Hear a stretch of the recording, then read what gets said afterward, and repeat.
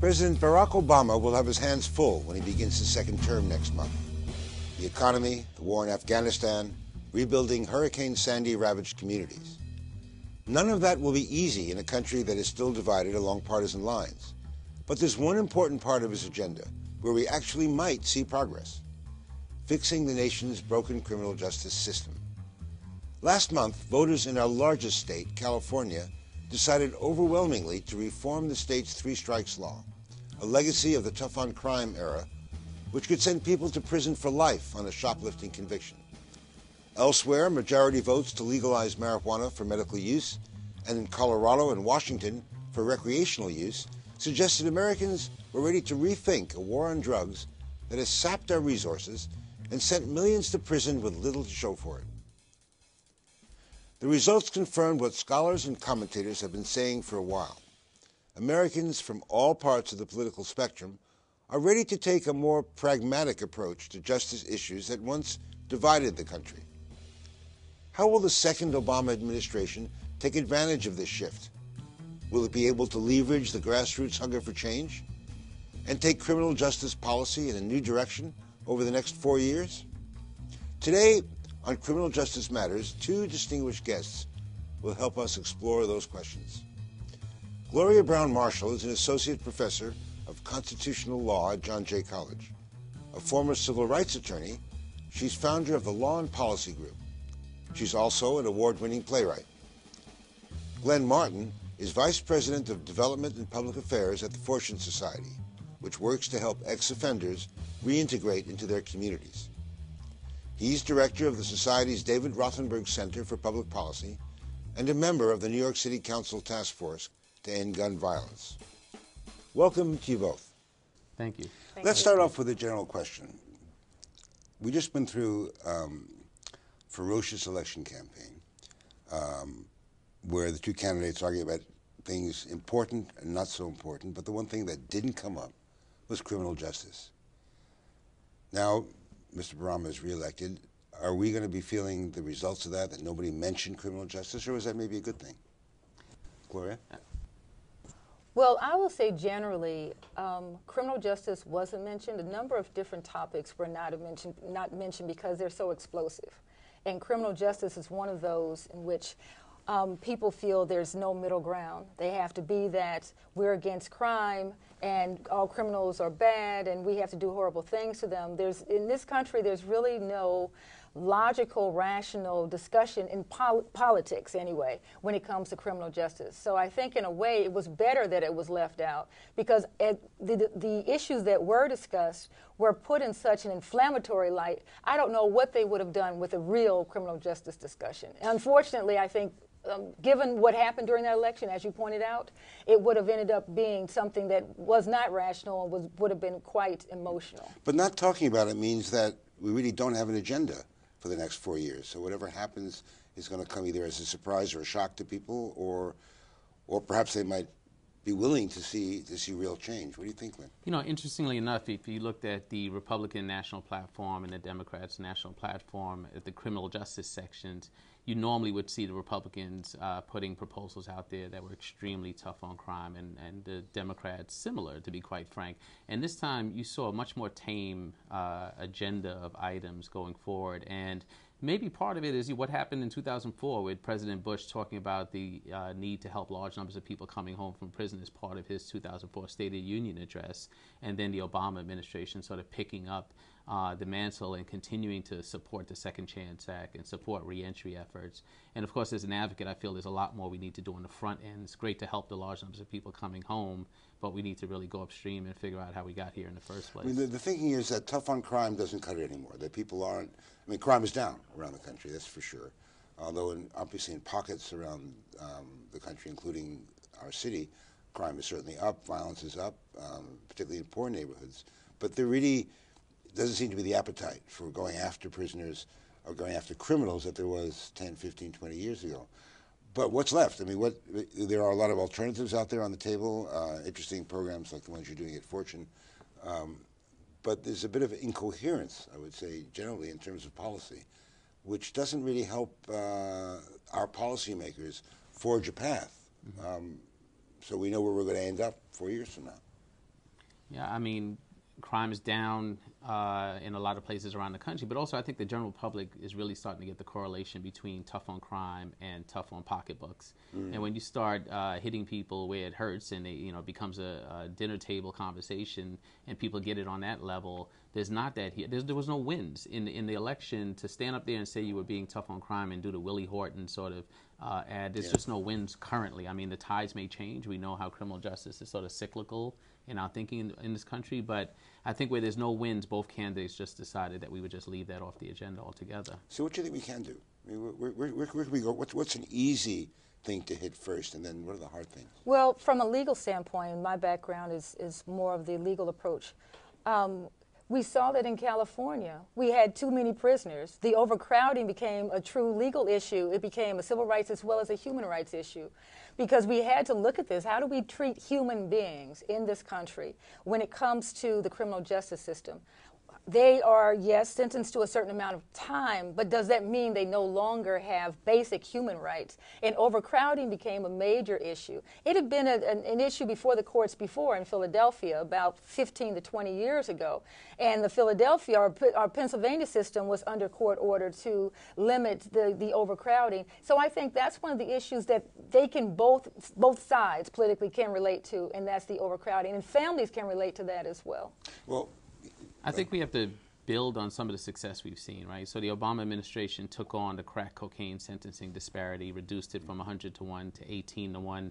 I mean, I would argue that when you find inequity in the system, you should eliminate it as opposed to reduce it. So we're hoping that they take another swing at that, working closely with Congress. The Interagency Reentry Council, which was started by Attorney General Eric Holder, we'd love to see the work that's being done there taken to scale, where essentially all of the large government agencies on some level are weighing in on criminal justice to see what they can do to forge a path for people to come home successfully and not recidivate. So I think, the federal system, it's difficult to control what happens on the state level. A lot of criminal justice really plays out on the state level, but I think that the feds can really send a strong message to states that we need to do things differently. And part of the way you do that is you support the Second Chance Act. You push for a larger number of funding. I mean, at its height, it was funded at $100 million. You think about the 700,000 people coming home from prison each year and do the math. That's really not much to help people segue back into society when we're willing to spend $40,000 to keep them locked up. I mean, one thing that didn't come up, another thing that didn't come up during the campaign, and it's very related to what we're talking about, is poverty and inequity. And those both are reflected, of course, in our prison population and in our whole sentencing system, which is why we often say the prison system or the justice system is broken. Is that too much of a goal for the next 4 years to say, let's reduce the inequities of the justice system? We didn't really talk about race during the campaign at all, but we have huge issues here in the city. Stop and frisk is still a big issue. I mean, how would you guys want the Obama administration to handle those really hot-button issues in terms of poverty, inequity, social injustice? Well, as I pointed out in the beginning, I didn't think the campaign was the place to try to have that discussion, because they could not have rational discussions around basic things like the economy. They could not have these rational, and if you really want true policy, then you don't want it to be done in a blast furnace. You want people with cooler heads to sit back and go through the numbers and not try to find the middle section, independent voters or whomever, and sway those people with whatever the argument is. At this point, as was pointed out, the Attorney General's office is very important, because the Attorney General's office can go into different areas and set its own agenda. I know I've been in the committee before in which you had members of the Attorney General's office ask what are the primary issues that the Attorney General's office should be looking at. They ask those questions. And so criminal justice experts tell them it's overcrowding, or it's the ability for families to actually reach the loved ones who are incarcerated, because that makes a big difference about how they're going to act once they are released. There are a number of different issues I think that are very important. And then intertwined into that, poverty wasn't on the table. And I don't go as far as Cornel West in berating the president for not discussing poverty issues. This wasn't, once again, a campaign around middle class. My concern is, as you pointed out, that poverty is a part of the criminal justice system. It is a component of what is in a choice making of the person who makes the wrong choices and ends up in the criminal justice system. We've got to talk about poverty, and that goes back to the economy, and it also goes back to people who are reentering. If a person who has no criminal record and has a college degree is fighting for a job, it's difficult, I think, for society as a whole to say, I have to look at that person who's reentering society from being incarcerated, and I'm in competition with that person too. But should we be content to make small changes, or should we look at some of the systemic changes that we're talking about? It's my hope that in this second administration that the president feels like he has the space to do larger things. And I'm glad you brought up poverty, and I'm glad you brought up race, because often when we think about criminal justice reform, we think of it in a silo, that this stuff has to happen in sort of the criminal justice silo, if you will. But think of education, for instance. Back in 1994, Congress took away access to Pell Grant eligibility for people who were incarcerated. The college program was one of the only interventions that had solid proof that it turned people's lives around, reduced recidivism considerably. But we were in the middle of the tough on crime era, the war on drugs, and so on.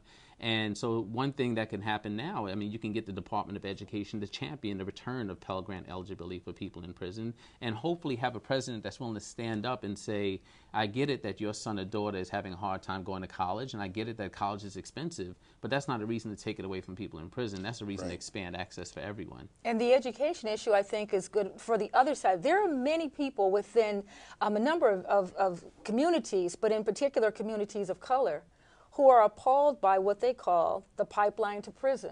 So from public school into the prison system. That needs to be analyzed. It has in many instances. But then what is the policy issue that we want to have address this? And if it's a misconception, then the communities need to know this is a misconception. But many people, and it seems the evidence supports, that there is this sense that that black child in the 3rd grade in a public school in Bed-Stuy is worth more to society by being incarcerated and giving something to that community in upstate New York than what that child could give if they're allowed to have, through the Pell Grant and other types of educational programs, the true realization of their potential. So, I'm glad you brought up that this should really resonate across the political spectrum. Recently, I had the chance to serve on a panel with Grover Norquist, no less. And as someone who wants to reduce the size of government, one place you must look is at our $50 billion prison system. And so I had the chance to hear him talk about mandatory minimums and how they don't work and how it's a failed experiment. And, I say to myself, even if we can find that small sliver of agreement, across the political spectrum, let's take advantage of it. Let's open that space up and run a train right through it and see what we can do to get rid of all of our mandatory minimums like we did here in New York with Rockefeller drug law. And there's another area, and people don't really talk about this one, but there are people who are serving life sentences who are now in their 70s. They have medical issues. They're not going to do any harm to anyone, but they're not allowed to live the rest of their years, and it may be just a few years based on the medical diagnosis, with their families or outside of the prisons. They're forced to die in prison. If you want to look at it from the cold, hard facts, that's money that could be spent somewhere else. Money for that medical care could be spent somewhere else. That prison bed could be given to someone else. If you want to look at it from that standpoint. From a humanitarian standpoint, this is a person who is not going to do any harm to society. But once again, we have that vengeance component of our criminal justice system that we really don't talk about. So from what I hear you both saying, that there is an opportunity for systemic change. So the question is, we are still divided politically. Do we wait for a political mandate, or are there things that the president can do, the federal government can do by executive order? Is that what you're hoping, perhaps, that is going to be the final there are things that the president can do through executive order. Of course, then when you think of the life of the change in policy, you have to ask yourself, well, is it worth the lift? And is it worth it to the president to spend that sort of political capital on a group of folks that the majority of the country don't really want to hear that you're spending your political capital on? And he wants a legacy. Exactly, he wants a legacy. But when you look at Rockefeller drug law reform here in New York State, I think there is a bit of a model for reform on the federal level, because what happened here is that the advocates gave policymakers the right language, if you will, to discuss the need for change around public health and reshaping criminal justice as a public health issue. And I feel as though the president can stand there and comfortably talk about the large numbers of people who are addicted, who end up in prison, the large numbers of people with mental health issues who end up in prison, and bring his health folks to the table and allow that to be the dialogue that drives the discussion forward, which I've learned is much more palatable to the general public, the idea that you don't lock up people who are ill. Well, I think the other part of this is the executive order route is what we said, somewhat temporary, and it doesn't have the funding. Congress gives the funding. Right. So without the funding behind it, it's symbolic in many ways. It could be sending a message. But you can change sentencing commission, you can change sentencing laws without, that's just going to cost money. You can make certain changes as long as it's not going to cost money. If it costs money to implement it in any way, then it's beyond what that executive order is allowed to do. I just think that it's a Band-Aid on a problem. If you wanted something that's deeper and more substantive, then it's going to have to be through the political process. Yeah, and we need to move away from where we are as a country, right? Where it's great that the president's a great executive, but we want him to be, you know, a person who builds coalitions to get things done, right? So if you do criminal justice reform, you want buy-in. You want Republican buy-in, you want Democratic buy-in, and you're not going to get that through executive order. In fact, you're just going to continue to have the president painted in the light he's been painted in, which is great executive, doesn't work very well with Congress. And we know that most prisoners are in state prison, not federal prison. Exactly. So we're going to have to look at it from the state perspective and get those legislatures and those senators on board. Gun control is another issue that didn't come up. During the campaign, Mayor Bloomberg asked both candidates to do something on gun control, to stop it. It didn't come up at all. Do you think there's an opportunity here, finally, after a year like we've just seen with mass killings, to get this before on the public agenda? I think there's an opportunity right here in New York, if you ask me. Show me a candidate that doesn't come to New York to raise money, and we can have rules in New York about your gun control agenda as part of your political campaign, and you coming here to New York to raise funding. I think we can draw some really thick lines around the fact that people need to be in support of gun control if they're going to be coming here and raising large funds. I have concerns about the gun control laws in New York City as opposed to upstate New York even. They're very different. And so when we're looking at New York City, yes, Michael Bloomberg has played an enlarged role when it comes to his message around gun control and what the city is able to do to prevent or at least try to lessen the number of illegal weapons. But once you step outside of New York City, it's a brave new world. So I think there's a mixed message. So when you say New York, we're only talking about the city. We're not talking about the whole state. Yeah, the other thing is, unfortunately, while I have huge support for Mayor Bloomberg's campaign nationally to tighten up our gun laws, his enhancement of punishment for gun possession here in New York State, he's the one who really pushed that bill, to me was a mistake. So it's a mixed message. Yeah, it's a mixed message, absolutely. Mandatory minimums for the end user, if you will, to me doesn't reduce the amount of guns on the street. Well, we still have out there in the national agenda the big argument about guns, about how we use guns as an access to guns that's driving us crazy and responsible for all the killings that we've been seeing. Is it mental health issues that we're not treating well? There's still an argument out there to be made for really saying what's causing the kind of violence that we've been seeing in the last couple of years around the U.S. I mean, is that a subject that should be on our agenda, and if so, how? I'm not confident that the rest of the country is anywhere near where progressive New York is on this issue, to be honest. I don't think it's an issue that has traction nationally, and I think there are other things you can do to reduce crime.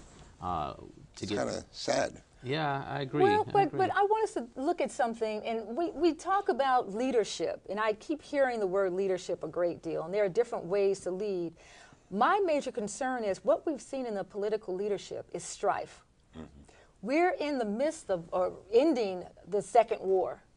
We have people who have seen strife politically. They've seen the tensions of two wars. That affects a person, a human being in a country with two wars going on. We have children who have grown up with two wars in their lives. And yet we try to pretend as though this is not going to have any emotional impact on them. The people we see in leadership positions who are supposed to get along are calling the president a liar to his face during, the State of the Union address.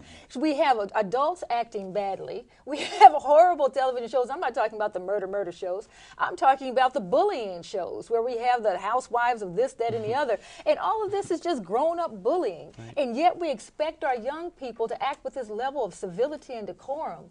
Where are the examples? So when we talk about leadership, we have to have adult leadership on the lower levels of just regular people as well as the higher levels for young people to emulate. Or else they think the way for me to do what I need to do is to defend myself with a weapon, defend myself with violence, because that is the message that's being sent out there. Cast your minds 4 years from now. Where would you like to see us at that stage, ideally? I know both of you are idealists at heart. In my opinion, we need to do more to make the criminal justice system more transparent for the average citizen in the United States. I don't think people have a great sense of what happens when a person becomes involved in the criminal justice system or ends up in prison. We have 2.3 million people in prison, and yet you can live your entire life in the United States and never see a prison, to be quite frank. And so I think we need to bring more transparency to the system, and I think we need to re-incentivize the system. Right now, there's no appetite for risk within the system in terms of judges taking chances on people, in terms of diversion, parole officers not violating folks. It's because the way the system is set up, right? As soon as someone screws up, and someone will inevitably screw up, the individual who made that decision, suddenly their job is on the line, their reputation's on the line. So I think we really need to do a lot to turn the system on its head and totally re-incentivize it towards making people whole again, connecting them to education, housing, employment, mental health services, and so on. The things that make people whole and keep them away from criminal behavior. Is that a wish list or is that a possible? I think it's possible. I would like to see, and I guess I'm looking at it from, if he's a philosopher, then I'll be the pragmatist. I'd like to see the end of our financial aid forms, including a part where they have to have little children, as far as I'm concerned, at 17 years old, claim that they must reveal their criminal justice background when it comes to drugs. If they have a drug conviction, they don't get financial aid if they have a drug conviction unless they tell the federal government. That should be eliminated 4 years from now. I would like to see the sense of reentry be a part of our American discussion and not something that happens over there in this other neighborhood that we don't really talk about. With over 2 million people incarcerated, that means that every family has someone who's incarcerated or has been through the criminal justice system at some point, white-collar crime or the others. So we need to understand what the criminal justice system is doing to us and have regular conversations, not the sensationalist shows that we see on television, but regular conversations about this. And we need to also understand that the health issues within a prison population affect outside persons as well. So when we talk about hepatitis, when we talk about TB, those are diseases that are taking place in rampant numbers within the criminal justice system. And as those people are being released into the general public, they affect the outside people as well, or general public or family members. In other words, we need to reconnect. That prisoner could be you. And we need to understand that prisoner is a human being. And these are the things we need to do to improve the life of that person before they end up in the criminal justice system, and realize those prisons are part of the American population and not a little island of its own. Who sets that conversation, though? It's got to be our political leaders, or is it people like yourselves who are out there? I think it's both. I think it's both. Yeah, I think we need to be having a conversation as a country, and I think that we need our leaders to step up to the plate. Similarly, I think that we need to create the sort of will for them to do so, and that means that the people on the ground actually have to really build coalitions of folks saying to our president, this is an important issue for us. But not just people that look like you and I, right? I mean, all Americans need to be saying this. But all it takes, I think, as you said, Glenn, is just one incident that just drives it back again. I mean, one murder. I haven't really seen that over the last few years, to be honest. I mean, I've seen many states that are doing really creative things in terms of reducing the amount of parole violations, probation violations, sending people to treatment as opposed to sending them directly to prison. And as I said, you will inevitably have those cases, and I've seen those cases happen. And on the state level, at least, I've seen policymakers stand up and say, you know what, we're looking at the data, and the data says that this is working, and we're going to continue to go in this direction. Whether that's driven by the economy, I don't know, but I've definitely seen policymakers with much more of a spine than back in the 80s and the 90s. And I want definitely to see a commission on criminal justice. There was a commission on race under Bill Clinton, I would like to see a commission on criminal justice. That is something the president can do. And from that, we can have people who are representative of different areas, whether academic, the prison systems, police officers, all of these people coming together on a commission on criminal justice and have them look at this policy developed from it. And from there, we have something concrete upon which we can base the changes that you've indicated. Commission on Criminal Justice, good idea? I agree. You know, I wasn't a huge fan on commissions just 5 years ago, but I saw the sentencing commission we had here in New York State help drive forward Rockefeller drug law reform. And what it really did is that, you know, you brought together a room full of folks from across the political spectrum, from many different disciplines and expertise, and from there it gave us the base to move forward on the conversation. Everyone was willing to have the conversation because they felt as though their voice was heard in the beginning of the process. So very quickly, is it going to happen, yes or no? I say it's going to happen. I say it's going to happen. I believe in tipping points. And we look forward to serving on it. Yeah, likewise. Join us. I will. Thanks both of you. Yeah, Great to have you. Thank you. Thank you. Good. Many of you might think that the issues we've been discussing today don't touch your lives or your family's lives. You play by the rules. You don't expect to end up on the wrong side of a courtroom. But think again. Our criminal justice system is where our democracy survives or fails. If our tax dollars are used to fund a system that condemns the poorest and most troubled among us to a bleak future, we will all be poorer and less safe. I hope you'll continue this conversation with your friends, neighbors, and family, and let us know what you think. I'm Steve Handelman. Thanks for watching, and see you next year.